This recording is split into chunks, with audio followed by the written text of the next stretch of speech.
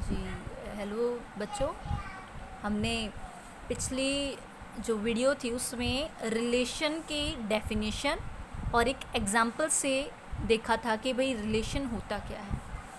तो आप ये सोच रहे होंगे जो मैम ने ये लाइन लिख दी है कि R is a ordered pair of X Y is Y is equal to X plus one where X belongs to X and Y belongs to Y. इसका मतलब क्या है? तो उसी के कॉन्सेप्ट पे मैं आपको बता रही हूँ कि भाई ये मैंने क्यों लिखा है। तो आपके जब भी रिलेशन होता है तो वो दो तरीके से लिखा जाता है। फर्स्ट आपका टेबुलर फॉर्म, मैं पहले नाम लिख देती हूँ फिर आपको समझाती हूँ कि ये क्या है। And second is set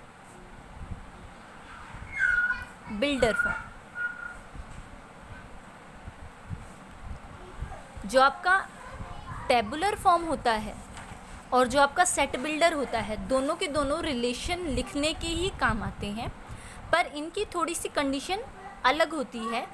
first of all इनकी कंडीशन क्या है कि ये दोनों करली ब्रैकेट से स्टार्ट होते हैं और करली ब्रैकेट पे ही ख़त्म होते हैं।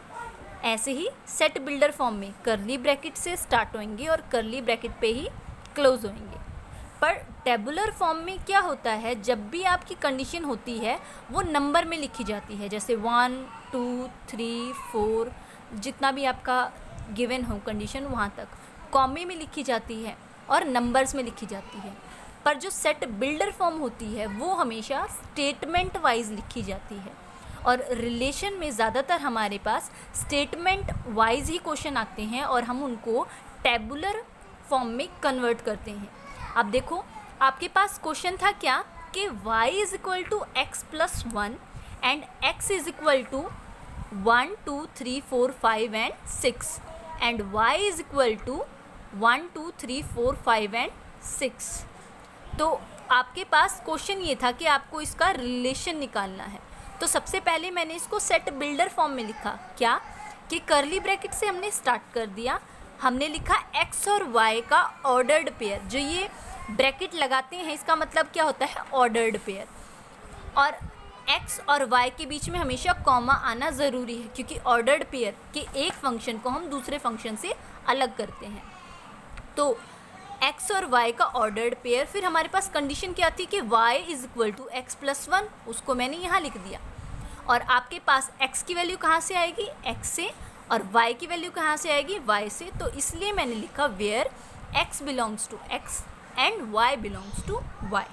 फिर उसके बाद हमने इसके ऑर्डर्ड पेयर निकाले, जैसा कि मैंने आपको बोला था कि हम सबसे पहले इसको लिख लेंगे सेट बिल्डर फॉर्म में, बाद में हम इसका टेबुलर फॉर्म बनाएंगे।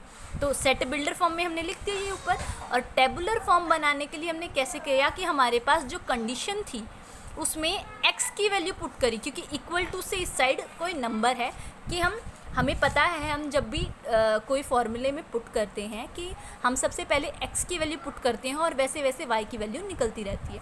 तो जो हमारा फर्स्ट एलिमेंट होता है ना वो हमेशा x होता है और जो सेकंड एलिमेंट होता है ना वो y होता है, इसलिए हमने x की वैल्यू पुट करी।